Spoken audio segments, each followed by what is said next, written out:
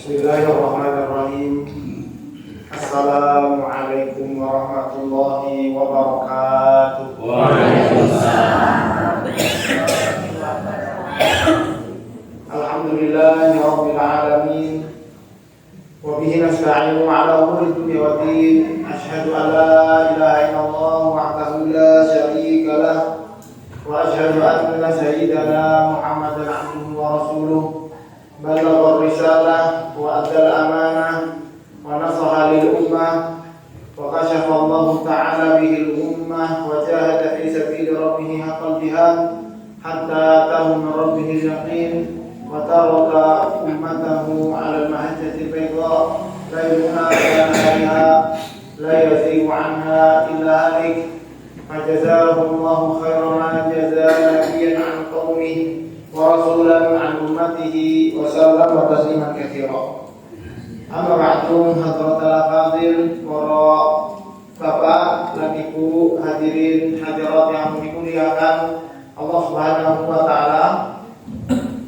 Kurang lebih 1 jam ke depan kita ingin sama-sama belajar bagaimana orang yang tertarik dengan agama Islam itu tidak cukup hanya sekedar senang pengajian, datang rutin ke pengajian tertentu itu amal soleh yang luar biasa istimewa.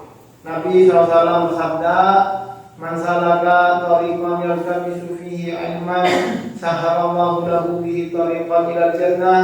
Yang menempuh majelis taklim, menuntut ilmu, Allah mudahkan untuk masuk surga. Di antara guru-guru yang kami temui ketika mengomentari hadis ini, mereka berkata seakan-akan Nabi SAW ingin menyampaikan bahwa kalau kita punya jadwal pengajian, insya Allah tidak ada yang akan menghalangi kita masuk surga kecuali mati. Sekedar mati pasti masuk surga. Moga-moga kita bisa kepada Allah Subhanahu wa taala fadilah ibadah ilmu ini, sebagaimana kita sholat berusaha khusyuk. Semoga ibadah majelis taklim ini juga bisa khusyuk. Jadi wasilah Allah mempertemukan kita bersama para nabi, orang-orang soleh di surganya yang kekal abadi. Allahumma amin ya rabbal alamin. Saya lanjutkan, saat orang itu tertarik untuk mempelajari agamanya sebagai sebuah kebenaran, maka tidak cukup hanya hadir rutin di majelis taklim. Dia butuh pola, metodologi atau cara yang pasti, atau setidaknya berdasarkan pengalaman. Kebanyakan kemudian sampai pada tujuannya.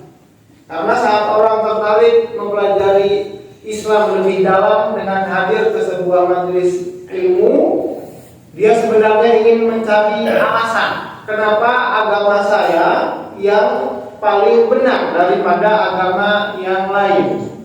Kenapa anak-anak saya harus sholat? Kenapa keluarga saya harus belajar mengaji Al-Quran?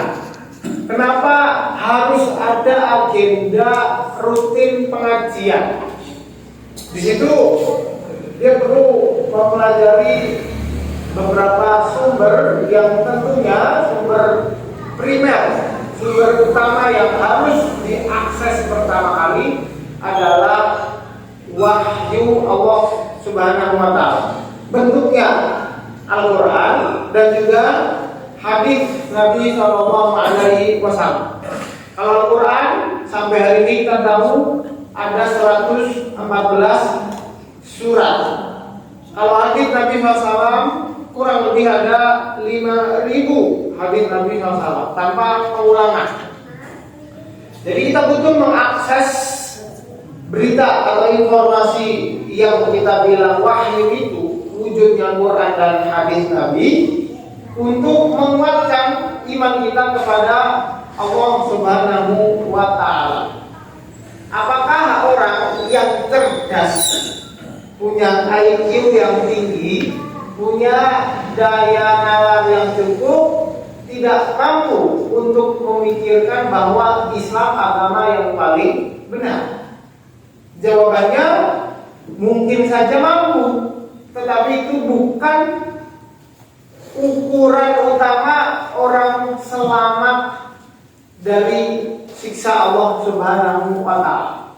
Di surat Al-Isra, Allah Subhanahu wa taala berfirman, "Wa ma kunna mu'adzibina hatta nab'atsa rasula." Dan tidaklah kunna mu'adzibin, kami ditimpa adab oleh Allah, surat Al-Isra ayat 15, hatta nab'atsa rasula.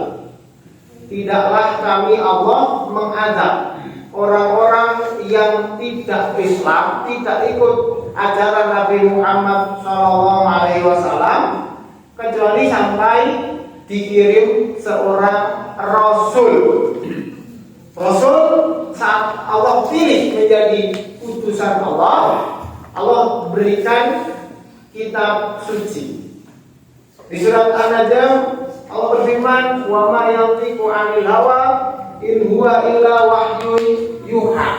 Apa yang disampaikan Nabi bukan hawa nafsu, itu adalah wahyu. Berarti kita tahu Allah saat ingin memberikan balasan, berbaik berupa nikmat atau siksaan, Allah kasih syarat mereka dengan sudah mengetahui informasi dari orang yang disebut Rasul. Rasul ini membawa wahyu, Al-Quran dan hadis. Jadi kita harus pahami, karena ada surat Al-Isra tadi, orang yang pintar tidak cukup pintarnya, walaupun S1, S2, S3, profesor, doktor, kalau dia nggak baca Quran, ya tidak akan bisa menjamin dirinya untuk benar-benar selamat dari siksa Allah Subhanahu wa taala. Kapan sebuah masyarakat itu dikatakan sudah tahu ada agama yang benar? Saat mereka dapat informasi, ada pengajian, ada berita Nabi Muhammad, tahu Al-Quran. Nah, itu sudah sampai kepada mereka sebuah berita. Di sini saya punya kemudian pemikiran untuk menyusun bagaimana metodologi cara ketika orang itu tertarik sampai dia benar-benar tuntas mengetahui apa yang diperintahkan Allah Subhanahu wa taala. Berdasarkan Al-Isra tadi, ini sumber primer Al-Quran. Berarti hidup kita harus ada agendanya dengan Quran. Mulai dari membaca, termasuk kemudian paham apa yang disampaikan di Quran, sampai pada akhirnya adalah mengamalkannya. Jadi, selain Al-Quran, di sisi yang lain, seseorang butuh belajar secara sistematis biar dia tahu bahwa Islam itu datang dengan epistemologi yang jelas, sumber ilmu dan informasi yang bisa dipertanggungjawabkan, yaitu dari hal-hal yang pokok. Hal yang pokok ini yang kita kenal dengan rukun. Dalam rukun nanti kita akan ketemu istilah rukun iman, kemudian rukun Islam, kemudian nanti merujuk ke hadis Jibril ada pembahasan tentang ihsan. Siapapun yang datang ke majelis taklim kemudian mendapatkan semua tema besar antara Quran dan juga pokok ajaran Islam berupa rukun, insya Allah dia akan dapat gambaran utuh kenapa Islam merupakan agama yang paling benar, Dan sebagaimana Allah firmankan di surat Ali Imran ayat 19, Inna dina indallahil Islam. Ya, kalau orang itu sudah Islam. Kalau orang itu sudah Islam, suruh baca Ali Imran, buka ayat 19. Oh iya, ini agama paling benar Islam. Tapi kalau dia bukan Islam, dia agama yang lain, mana mau disuruh baca Quran? Ah, enggak, itu kan kitab sucimu, bukan kitab suciku. Enggak mau dong. Jadi kita butuh alasan yang lebih mendasar, yang tidak bahkan membawa nama agama, yaitu alasan rasional. Kenapa Islam merupakan agama yang paling benar? Dan setelah dia memulai proses belajarnya, saya akan langsung memberikan contoh. Di mana ini kita tadi baca surat Al-A'raf. Siapapun yang baca Al-Quran, kata Allah Subhanahu wa Ta'ala, pasti dia akan dapat petunjuk. Artinya, kalau sebelumnya nggak tahu, jadi tahu. Kalau sebelumnya sesat, dapat hidayah. Kalau sebelumnya bingung, terus jadi paham, ngerti apa yang harus dilakukan. Kalau kita baca Quran setiap hari, tapi tidak paham apa isi Quran, di situ akan sulit kita memastikan ini yang dibilang hidayah apa sebenarnya. Quran yang katanya bawa solusi itu di bagian mana ya? Perasaan tadi saya baca Al-A'raf 170, 171 juga baca terjemahannya. Apa ini maksudnya? Maka butuh upaya selain membaca di sini, berarti harus ada upaya paham biar nanti bisa diamalkan. Ayo, makanya hari ini selain anak-anak ada TPI, Taman Pendidikan Quran, belajar baca tulis Quran. Semua muslim, baik SD, SMP, SMA, orang tua, mbah-mbah, kampung maupun putri, punya kewajiban untuk belajar paham Quran untuk diamalkan. Coba panjenengan lihat surat Al-A'raf tadi. Saya mau kasih contoh bagaimana apa hasilnya kalau orang itu belajar kemudian sampai ke titik dengan skema yang benar, bukan hanya dibaca, tapi naik ke pemahaman agar bisa dipraktekkan, sehingga tips dan triknya itu praktis. Hari ini juga kita kalau jadi mentor mau mulai bisnis, nek kajian teori kapan sugihnya? Pastikan nyari yang praktis, simpel. Intinya apa? Islam itu kalau memang menunjukkan agama yang paling benar, maka apa intinya? Intinya 114 surat yang ada di Al-Quran. Fakta unik, 114 surat itu dari zaman tabi'in kita udah kenal sampai hari ini pembagian Quran berdasarkan juz. Kalau surat ada 114, kalau juz ada berapa? 30 juz. Coba dilihat dari 114 surat itu, di mana tengahnya Quran? 114 bagi 2 berarti berapa ya? 62. 60? Dua-duanya 114 ya. 114 57. Oke, 57. Coba sekarang lihat di mana surat ke-57. Ayo sama-sama buka. Saya juga buka. Al-Fatih. Ayo buka. Yang punya Quran dibuka. Cari surat ke-57.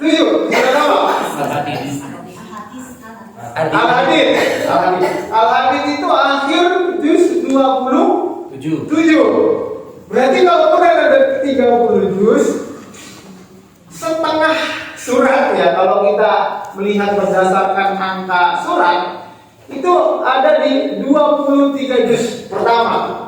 Terus setengahnya lagi ada di 3 juz terakhir. Nah, biasanya mondok yang anak-anak ini di pesantren, biasanya kalau suruh ngapal dari belakang dulu. Juz 30, juz Ammar, juz Tabarok, juz Mujadalah pada sami Allah. Jadi kalau sudah selesai 3 juz belakang, alhamdulillah udah separuh jalan. Separuh jalan 3 juz. Itu untuk memotivasi juga. Itu fakta unik ya. Jadi bagaimana Allah Subhanahu wa taala membuat 114 itu enggak di tengah-tengahnya, enggak terus 15 juz enggak gitu juga.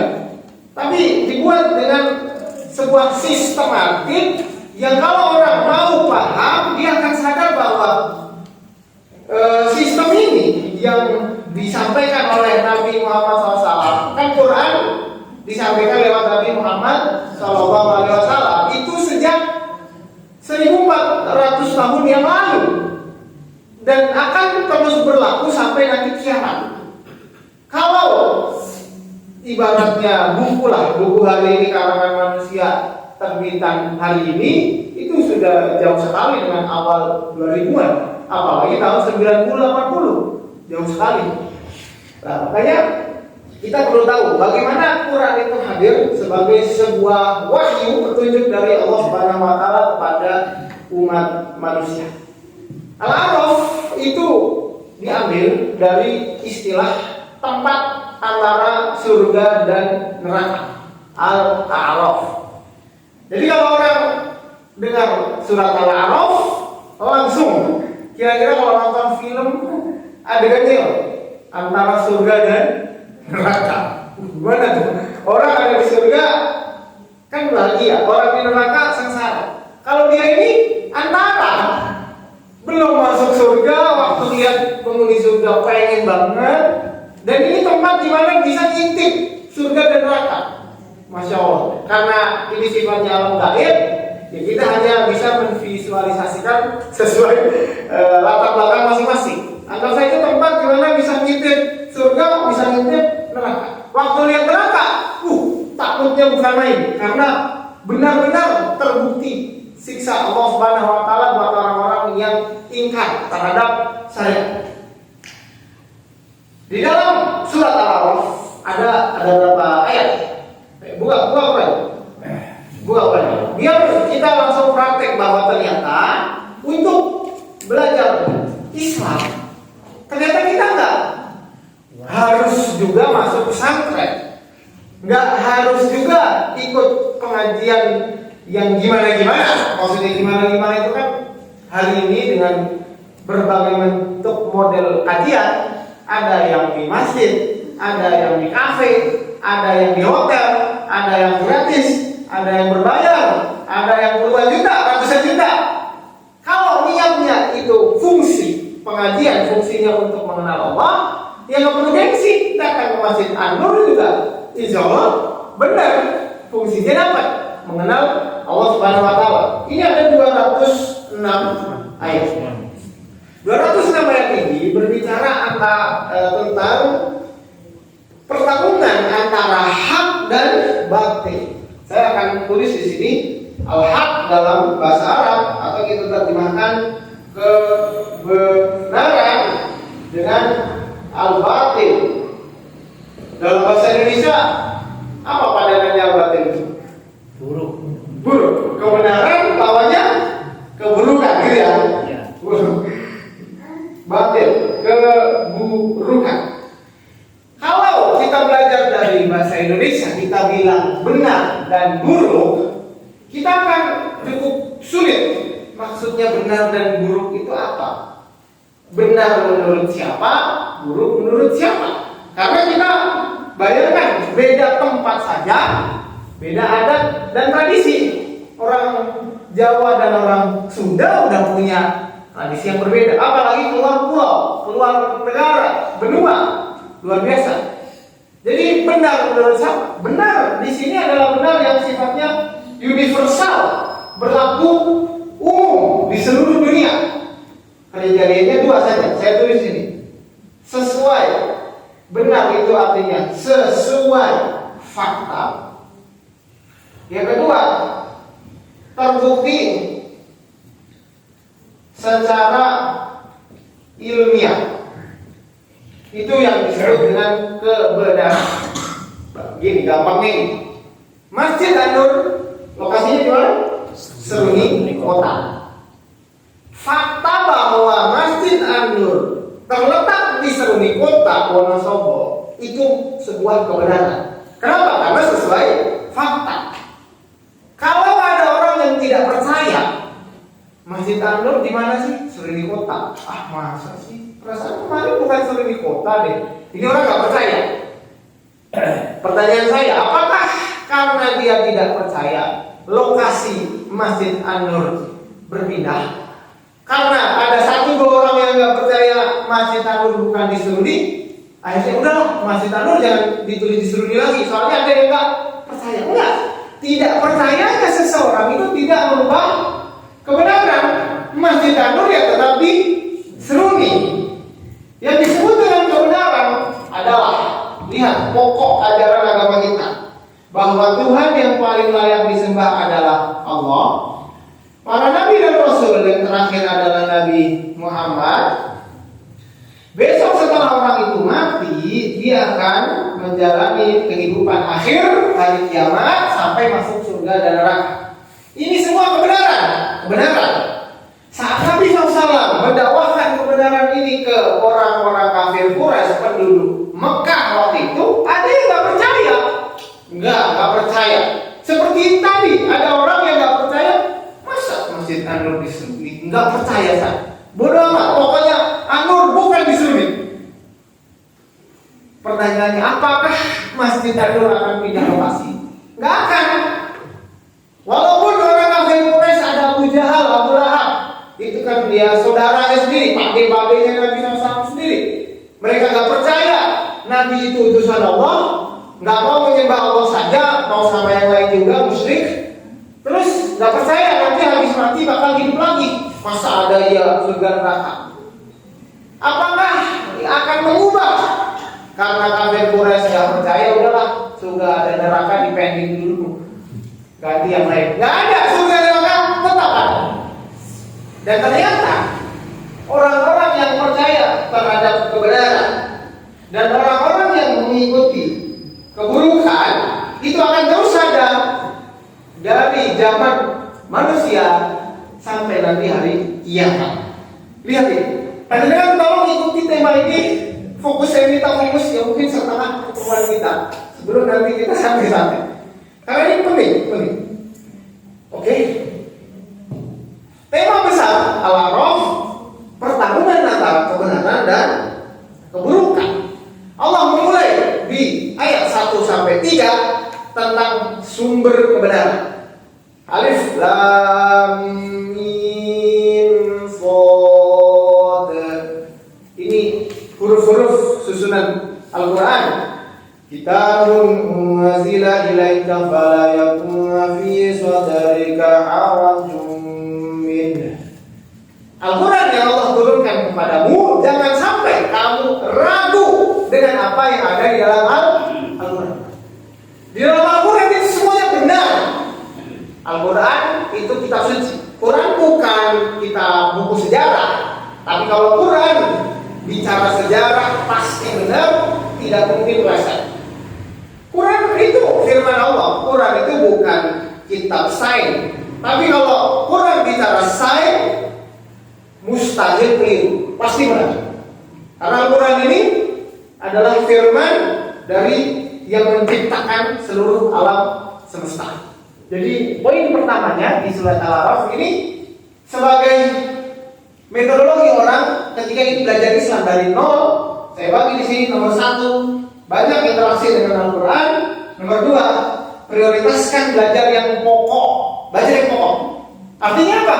Kalau ada pengajian bicara tentang keimanan, di satu waktu ada pengajian yang berbicara tentang hal-hal yang viral hari ini, sebagai prioritas utamakan yang pokok. Terlepas semua kajian itu banyak kebaikannya, gitu ya. Dari interaksi dengan Quran ini saya mau kasih contoh dari surat Al-A'raf sesuai ayat yang kita baca malam ini. Tema besarnya tadi tentang hak dan batil. Poin pertama, ini nanti insya Allah sampai 7. Jadi kalau baru 1 jangan pulang dulu. Kalau udah 7 silakan pulang. Nomor satu, tentang Al-Quran, sumber kebenaran. Baca Quran. Nomor dua, lihat bagaimana Allah Subhanahu wa Ta'ala memulai kisah kehidupan manusia di ayat 11, ayat 12, yaitu kisah Nabi Adam alaihissalam, manusia pertama. Jadi waktu Allah Subhanahu wa Ta'ala menerangkan pertarungan antara kebenaran dan keburukan, Allah katakan baca kalian Al-Quran sebagai sumber kebenaran. Allah memulai kisah manusia pertama, yaitu Nabi Adam alaihissalam, yang aslinya tempat tinggalnya adalah di surga.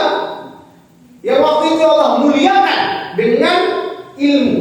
Nabi Adam waktu itu mulia, bahkan lebih mulia dari para malaikat, karena allama Adam al-asma kullaha. Pakai ilmu. Hari ini sebenarnya ini cukup buat kita dan anak-anak kita untuk terus belajar tanpa mengenal bangku sekolah, tanpa mengenal jenjang akademik. Siapapun kita hari ini selama masih punya akal yang sehat, jangan berhenti belajar. Karena inilah kemuliaan manusia. Saat manusia itu berhenti belajar, dia akan hina. Oke, kemuliaan ini kemudian tidak diterima dengan tepuk tangan dari semua pihak. Ada saja pihak yang selalu iri dan dengki. Waktu itu belum ada manusia yang lain. Kalau ada manusia lain, mungkin mereka akan dengki. Yang ada waktu itu malaikat dan jin. Bangsa jin itu seperti manusia. Apanya? Mereka punya tanggung jawab beribadah kepada Allah. Beda sama malaikat. Malaikat mah nggak punya nafsu.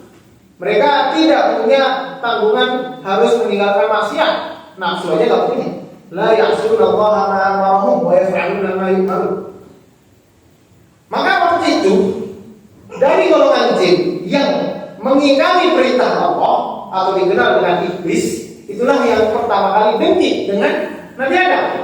Jadi ingat di mana Allah menyebutkan kisah Nabi Adam sebagai awal kisah adanya kehidupan manusia di dunia. Kita harus sadar bahwa kenikmatan kita, kecil maupun besar, selalu saja ada orang yang tidak suka. Jadi tidak layak sebenarnya kita selalu pamer kenikmatan yang kita punya. Mereka yang tidak suka itu selalu punya cara untuk membuat kita kufur nikmat. Makanya kisah Nabi Adam di sini menjadi pengingat di ayat 11 dan 12.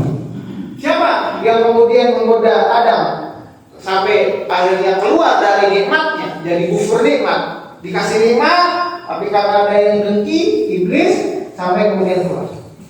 Makanya kemudian di poin ketiga, Allah Subhanahu wa Ta'ala menawarkan petunjuk. Nah, di sini peran Quran sangat tampak sebagai sebuah solusi. Artinya, yang namanya manusia selama hidupnya akan selalu tidak disukai oleh baik manusia yang lain ataupun dari bangsa jin. Maka aneh kalau ada manusia yang bekerja sama-sama jin. Untuk apa? Untuk ditipu dua kali. Maka Allah Subhanahu wa Ta'ala di ayat ke 26, dengan catat ayat 26, 27, 31 dan 35. Sini 26, 27, 31 dan 35. Allah Subhanahu wa Ta'ala panggil para manusia. Hei manusia, ini nggak pandang yang iman ataupun yang kafir. Pokoknya kalian manusia, kalau mau selamat dari godaannya setan, lakukan 4 hal ini. Coba baca ayat. Allah Subhanahu wa Ta'ala berfirman, ya bani Adam. Ya bani Adam artinya wahai anak turunan Adam. Pada anzalna alaikum libasa yuwari sawatikum warisha wa libasut taqwa dzalika khair. Disuruh menutup aurat. Telah diturunkan kepada kalian pakaian menutup aurat kalian. Oke? Maka siapapun hari ini yang melihat fenomena diumbarnya aurat di mana-mana, bahkan dari HP yang digenggam seseorang bisa mengakses aurat perempuan jenis bangsa apapun. Kalau dulu orang mau maksiat seperti itu susahnya bukan main. Hari ini fasilitasnya banyak sekali. Allah perintahkan untuk menutup aurat. Fenomena aurat yang dibuka itu menjadi pintu setan untuk menggoda manusia. Yang kedua, 27, ya Bani Adam, la yaftinannakum syaitan kama akhraja abawaykum minal jannah. Jangan sampai setan menggoda kalian seperti bapakmu dikeluarkan dari surga. Yanzi'u anhuma libasahuma liyuriyahuma sawatihima innahu yarakum huwa wa qabiluhu min haitsu la tarawnahum inna ja'alna syayatin awliya alladziina la yu'minun. Godaan iblis kepada Nabi Adam waktu itu tidak terlepas dari peran istrinya. Artinya saat hubungan suami istri itu tidak akur, di situ bisa menjadi celah setan masuk untuk merusak takwa kepada Allah. Yang ketiga, ya Bani Adam kudu zinatakum inda kulli masjid. Ambil, bawalah perhiasan kalian di setiap masjid. Jadi berpakaian yang indah, pakai wangi-wangian, bapak-bapak, menutup aurat yang ibu-ibu. Oke? Yang keempat, ya Bani Adam imma ya'tiyannakum rusulun minkum yaqussuna 'alaikum ayati. Datang kepada kalian rasul-rasul, disuruh membaca hadis Nabi, ikuti petunjuknya. Ringkasnya, di sini Allah langsung kasih petunjuk. Kalau dulu mbahmu Nabi Adam digoda iblis, jangan sampai kamu jatuh lakukan 4 hal ini. Yang keempat, poin keempat, Anda lihat ayat ke-45, di mana Allah Subhanahu wa taala menyebutkan akhir kehidupan manusia. Ini puncaknya. Surat Al-A'raf klimaksnya di ayat ini 45 dan seterusnya. Di mana seluruh manusia nanti di akhirat setelah mereka meninggal dunia, yang amal solehnya lebih banyak akan Allah masukkan ke surga. Saya tanya jenengan, benar nggak orang sholat itu yang pahalanya banyak bakal masuk surga? Benar nggak? Benar. Ini lihat sini, kebenaran, benar. Orang percaya nggak percaya, besok yang pahalanya gede bakal masuk surga. Iman nggak beriman, besok yang masuk surga hanya yang beriman. Sholat nggak sholat, besok kalau mau masuk surga hanya yang sholat. Benar. Makanya Allah tadi suruh baca Quran. Kalau hari ini kita begitu suka baca konsep yang dibawa orang-orang dengan metodologi tertentu, ahli psikologi tertentu, kenapa kita nggak coba bongkar isi Quran di sini? Makanya poin nomor 4, kalau kisah ini Nabi Adam sebagai awal, ini akhir kehidupan manusia, di mana mereka semua akan mati. Semua manusia akan mati, dibangkitkan, surga yang beriman, mereka yang amal buruknya, dosanya lebih banyak dari kebaikannya, mereka akan masuk ke neraka. Ada yang unik, di mana ada golongan manusia, kebaikan dan keburukannya itu seimbang, ditimbang, kok sebanding. Gimana dong? Waduh, karena masih sebanding, Allah tangguhkan urusan mereka. Mereka suruh tunggu di bukit yang namanya Al-A'raf. Jadi Al-A'raf itu tempat di mana orang-orang yang kebaikan dan keburukannya seimbang, menunggu keputusan Allah Subhanahu wa taala. Yang nanti pada akhirnya kita ambil pendapat yang menyenangkan hati kita, yaitu dengan rahmat Allah mereka akan masuk ke dalam surga. Poin kelima, lanjut ke ayat 54, 57, di sekitar itu Allah Subhanahu wa taala ingin memberikan argumentasi, alasan kepada orang-orang kafir yang mengikuti keburukan. Di sini berarti tentang argumentasi yang Allah sampaikan untuk orang kafir, untuk bahwa Allah lah yang paling layak disembah. Silakan lihat surat Al-A'raf ayat 54 sambil dilihat artinya. Allah berfirman, Inna rabbakum alladzi khalaqas samawati wal arda fi sittati ayyamin tsumma istawa 'alal 'arsy. Sungguh Tuhanmu, Tuhan kalian Allah lah yang menciptakan langit dan bumi dalam 6 masa. Yughshil lailan nahara wa yatlubuhu hafizan wasyamsa wal qamara wan nujuma musakhkharatin bi amri. Dia Allah menutup malam kepada siang, mengikutinya dengan cepat.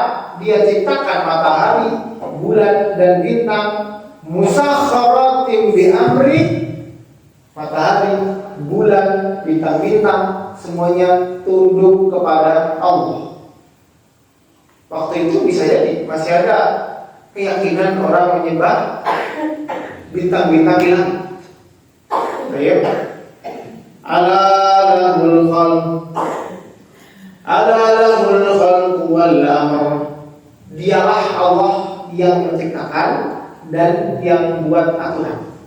Jadi kalau orang atau misalkan orang punya rumah, dia yang punya rumah, siapa yang paling layak buat aturan? Yang punya rumah. Kalau memang Allah yang menciptakan langit dan bumi ini, Allah yang paling layak untuk kita sembah dan ikuti aturan. Makanya di antara perkataan para ulama, kalau kalian ada yang tidak ingin diatur Allah, cari saja tempat selain alam semesta ini. Dan itu merupakan hal yang mustahil, dalam artian haruslah kalian ikuti perintah. Belum selesai, ayat 57.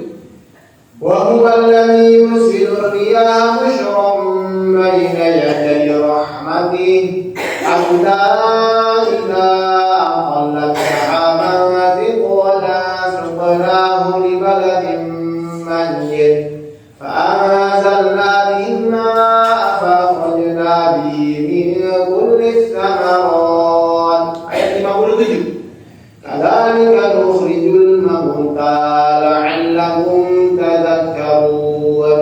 Dialah Allah yang meniupkan angin. Ayat ini sebenarnya kalau di waktu kita SD itu belajar yang namanya siklus terjadinya hujan.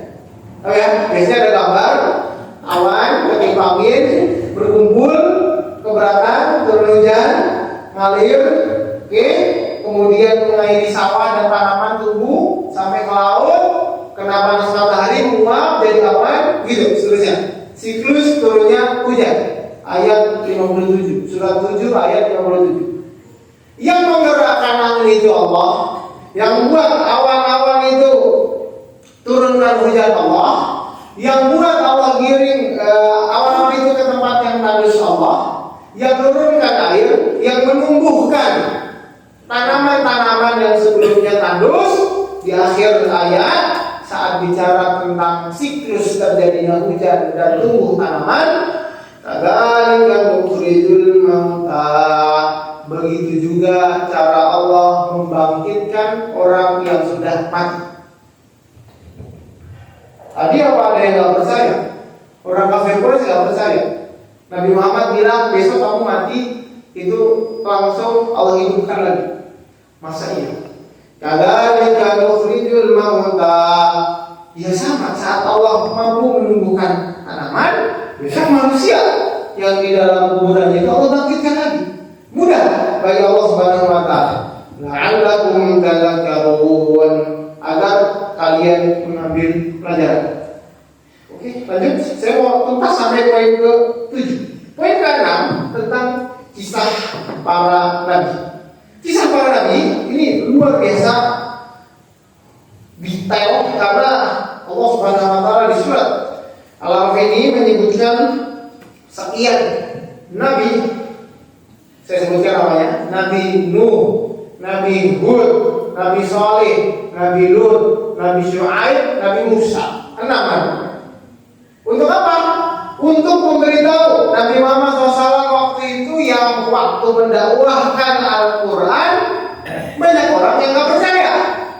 Gak apa-apa, kamu gak ingat dulu Nabi itu juga dakwahnya hampir 1000 tahun. Yang beriman berapa? Segelintir orang.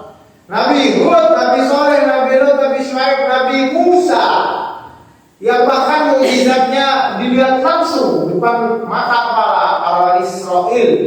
Laut dibelah, tongkat jadi belar, bahkan bisa langsung berdialog dengan Allah Subhanahu wa Ta'ala. Bani Israel aja masih ada yang kafir, nggak mau beriman. Padahal nabinya ngobrol langsung dengan Allah Subhanahu wa Ta'ala. Jadi engkau Nabi Muhammad SAW, wahai para ulama, para mubalik, para dai, para panitia masjid, para panitia pengajian, undangan kalian nggak ada yang biasa. Pada zaman dulu dakwah Nabi dan Rasul itu memang tidak mudah. Saya singgung sedikit saja. Waktu tadi kita baca ayat 171 itu kisah Nabi Musa dengan kaumnya, spesifik kisah Ashabus Sabat, orang-orang yang melakukan kriminal di hari Sabtu. Jadi uniknya, orang-orang Yahudi pengikut Nabi Musa, kita sebut sebagai orang Yahudi, punya aturan kalau hari ibadah nggak boleh aktivitas, spesifik nggak boleh nyari duit, nggak boleh nyari duit. Waktu itu karena profesinya mancing, mereka dilarang mancing, khusus hari itu untuk ibadah. Beda dengan umat Nabi Muhammad SAW, hari ibadahnya adalah Jumat. Hari Jumat boleh nggak dagang? Boleh. Bahkan di surat Al-Jumat Allah berfirman, wa idza nudiya lis-salati yaumil jumu'ati fas'au ila dzikrillahi wa dzarul bai'. Artinya kalau sudah ada panggilan azan, tinggalkanlah jual beli, daganganmu tinggalin dulu, sholat dulu. Artinya kalau Jumat itu paginya ngapain? Jualan gak apa-apa. Makanya saya kurang setuju juga kalau hari Jumat dibuat udah hari Jumat free, nganggur aja. Sunnahnya Nabi hari Jumat untuk ibadah, enggak juga. Nyari duit untuk nyari duit, nyari nafkah, yang nyari halal, nyari halal. Kita tidak seperti orang Yahudi. Orang Yahudi nggak boleh hari Sabtu nyari duit, mancing. Kemudian ada di antara mereka yang mungkin karena dasarnya tukang kali, mereka nggak mancing Sabtu, masang jaringnya Jumat, panennya Ahad, hari Minggu. Hari Sabtu mancing nggak mancing, tapi mereka memanipulasi syariat diperkosa. Sholat berapa kali sih? 5 kali sehari. Oh ya udahlah, yang penting maghrib nongol di masjid.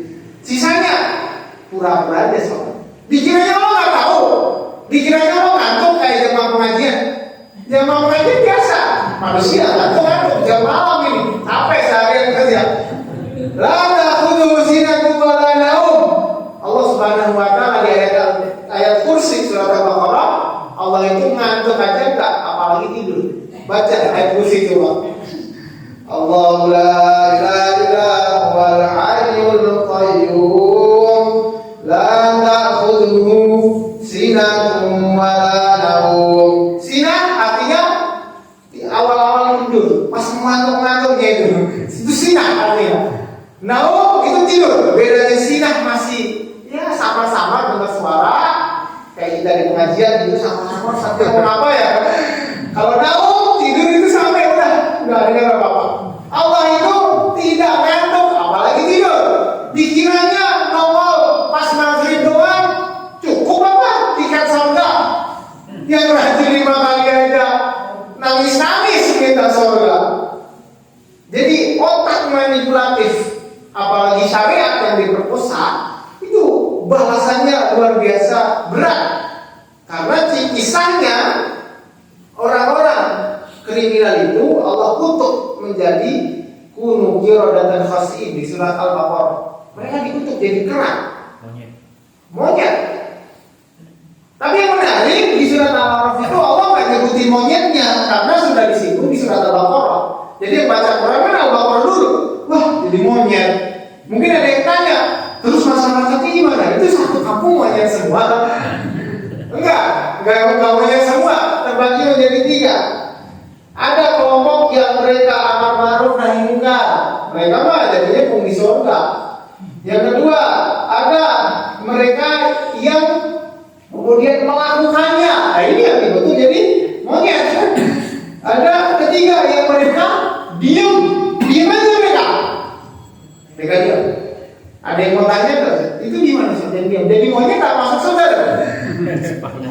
Karena mereka diam, Allah juga diam tentang kabar mereka di Quran. Allah kasih tahu. Jadi kayak kita itu kalau melihat anak kita, tetangga kita gak sholat, kalau kita amar ma'ruf nahi munkar, insya Allah bisa masuk kelompok yang pertama. Tapi kalau dia udah diajak baik-baik juga gak mau, ya biarin aja jadi monyet.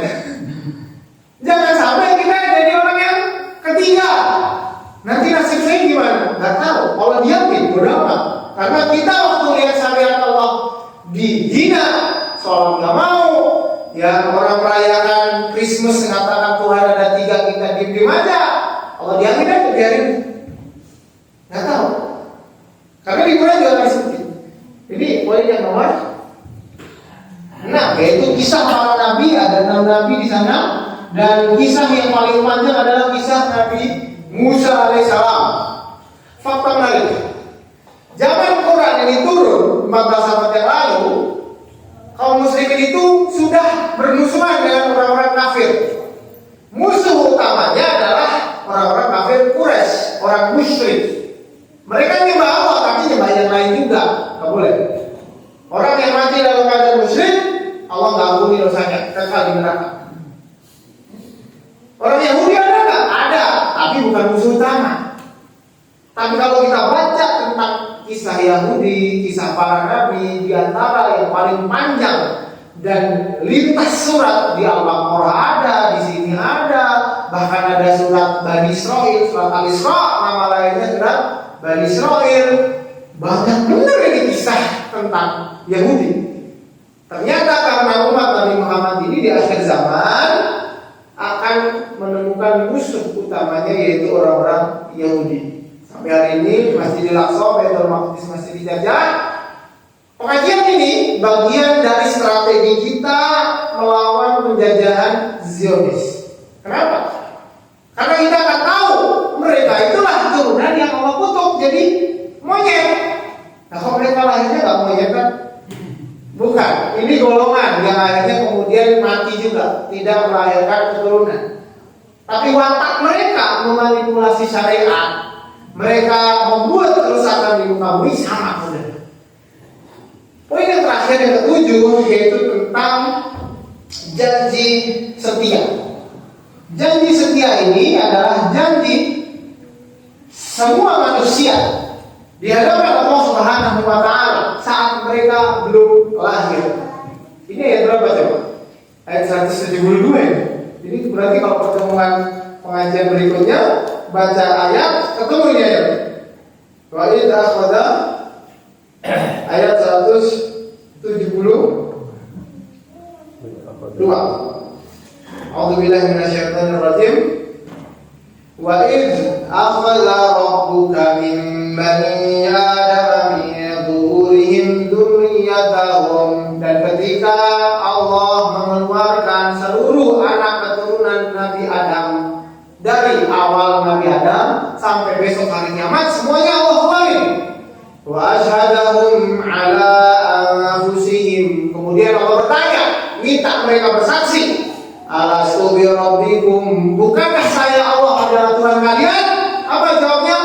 Qalu bala syahidna, ya kami bersaksi. Semua orang berarti bersaksi. Maka semua manusia saat lahir hakikatnya mereka agama Islam. Qalu bala syahidna. Kalau ada yang nggak percaya gimana Ustaz? Jadi akan selalu ada orang yang mengikuti keburukan, selalu ada. tapi tidak percayanya mereka tidak merubah realita. Faktanya dulu semua manusia sudah bersaksi bahwa Tuhan yang paling layak disembah adalah Allah Subhanahu wa ta'ala. Qalu bala syahidna an taqulu yawmal qiyamati inna kunna an hadza ghafilin. Nanti orang-orang ada yang kafir Allah bangkitkan setelah mereka mati, kemudian ditanya, bukannya kamu dulu sudah ngaku saya Tuhan? Iya, lupa. Kata mereka, inna kunna an hadza ghafilin. Kami lalai. Entah lalai karena digoda setan, lalai karena jabatan, karena harta, karena syubhat atau syahwat. Nanti akan Allah Subhanahu wa taala bahas detail dalam surat yang lain. Tapi itulah faktanya. Dari sini, ini contohnya satu surat dari 114 surat. Kita butuh ngaji kayak gini 114 surat. Biar benar-benar kita belajar Islam dari nol dengan Quran dan sampai kepada tujuan yang pasti, yaitu hidayah. Kalau pengajian hanya sekedar ikut-ikutan, tema hari ini yang mau lagi viral apa ya? Ijazah Pak Jokowi. Bahas ijazah Pak Jokowi pengajian yang lagi viral apa? Ikut aja. Tanpa punya tujuan yang jelas, nggak bakal sampai. Makanya kemudian pengajian ini sebagai contoh. Nanti pada akhirnya setelah orang selesai wiridnya dengan Quran dan paham isinya, sambil baca Quran sambil belajar rukun iman, sambil baca Quran sambil belajar sholat, bersuci, puasa, zakat, sambil baca Quran sambil belajar istiqomah. Ini kerangka yang wajib dipahami setiap muslim, apapun profesi Anda. Anda mau bupati, mau PNS, ASN, swasta, punya toko, dagang di pasar, wajib semua ini. Kalau sampai ada hal yang kemudian terlewat, padahal akses dan fasilitas ada, jangan sampai nanti kita ditanya Allah Subhanahu wa taala, terus jawabannya inna kunna hadza ghafilin. Lalai, sibuk nyari duit, anak mau sekolah, anak mau nikah, ada kebutuhan ini dan itu, enggak. Kehidupan manusia yang sangat dinamis tidak kemudian menggugurkan kewajibannya untuk mengenal Allah Subhanahu wa taala. Kenapa harus pengajian, Ustaz? Kenapa harus baca Quran? Karena ini menjadi syarat. Saat kita tahu ada wahyu dari Allah berupa Quran dan hadis, maka di situ Allah punya alasan untuk memasukkan kita ke neraka. Kenapa kamu? Ada Quran di rumahmu, enggak mau nutup aurat. Ada Quran di rumahmu, kenapa kamu enggak mau sholat? Wa ma kunna mu'adzibina hatta nab'atha rasulah. Dan Allah tidak akan mengadab satu kaum sampai mereka diberikan seorang rasul, sampai mereka tahu Quran. Hari ini kalau ada tempat di tengah hutan pedalaman, nggak ada akses listrik, internet, nggak punya Quran, mereka kemudian nggak sholat, bisa jadi Allah maafkan. Bisa jadi mereka disebut atau sama dengan ahlu fatrah yang tidak bertemu dengan Rasul atau Quran.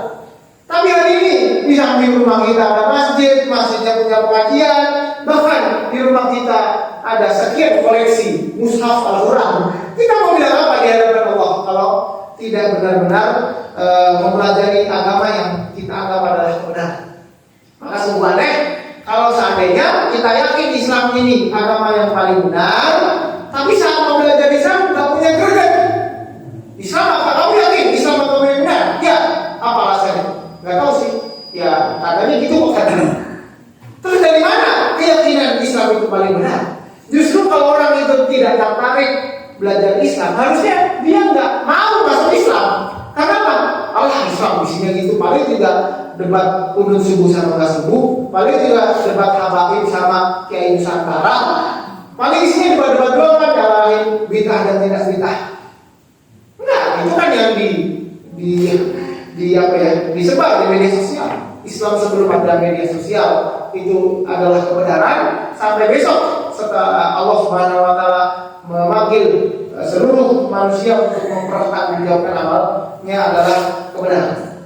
Ya, sudah 1 jam saya kira. Kurangnya mohon maaf. Saya nggak tahu apakah dengan ada pertanyaan atau enggak. Tapi kalau memang waktunya sudah tidak memungkinkan, silakan nanti titip ke panitia. Kalau memang bisa untuk ditanya, sebisanya saya jawab. Nomor WA-nya bisa minta ke panitia pengajian. Kita tutup dengan doa kepada Allah Subhanahu wa taala. Kita mohon ampun yang sebesar-besarnya atas semua kekurangan yang kita lakukan, yang mengedepankan bahkan syahwat dan hawa nafsu kita daripada kebenaran yang Allah Subhanahu wa taala berikan. Sudah lama kita baca Quran tapi tidak pernah tertarik untuk tahu isinya. Sudah lama kita lihat pengajian di mana-mana tapi tidak tergerak untuk hadir untuk lebih takarrub kepada Allah Subhanahu wa taala. Nastaghfirullah ala dzalik. Allahumma inna nashhadu bi annaka antallahu al-wahidul ahad as-samad lam yalid wa lam yulad wa lam yakul lahu kufuwan ahad. Anta ighfir lana dhunubanana. Allahumma ighfir lana ma qaddamna wa ma akharna wa ma asrarna wa ma a'lanna wa ma ta'lamu bihi minna. Anta al-muqaddim wa anta al-muakhir. La ilaha illa anta subhanaka inna kunna minadh dhalimin. La ilaha illa anta subhanaka inna kunna minadh dhalimin. La ilaha illa anta subhanaka inna kunna minadh dhalimin. Ya Allah, rahmati kami dengan Quran. Berikan kami petunjuk dengan Al-Quran. Berikan kami pemahaman tentang isi Al-Quran. Mudahkan kami untuk mengamalkan apa yang Kau berikan di dalam Al-Quran. Allahumma rahmah bil Quran waj'alhu lana imaman wa nuran wa rahmah. Allahumma lakina minhu man fina wa 'alimna minhu man jahilna warzuqna tilawatahu ala al-atraf an-nahar ala wajhika alladhi yurdika 'anna.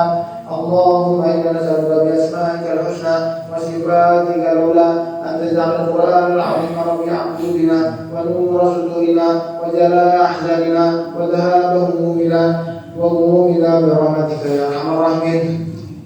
Ya Allah, khusus untuk saudara kami yang ada di Baitul Maqdis di Gaza, kuatkan mereka, berikan ketabahan yang sempurna, maafkan dosa kami karena tidak mampu melakukan apapun kecuali berdoa. Allahumma unsur ikhwana al-musallafin al-maqtumin fi Gaza kullahum nasira wa ma'ina wa ma'ina wa dhahira. Allahumma alayka bil yahudi al-zalimin al-nasibin wa man a'amana min al-kuffar wal munafiqin.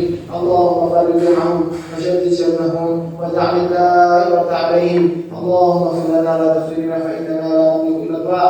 Rabbana ighfir lana wa li walidina warhamhum kama rabbana shighara. Rabbana zalamna anfusana wa illam taghfir lana wa tarhamna lanakunanna minal khasirin. Rabbana hab lana min azwajina wa dhurriyyatina qurrata a'yun waj'alna lil muttaqina imama. Rabbana ighfir lana wa li ikhwanina alladhina sabaquna bil iman wa la taj'al fi qulubina ghillan lil ladzina amanu rabbana innaka ra'ufur rahim.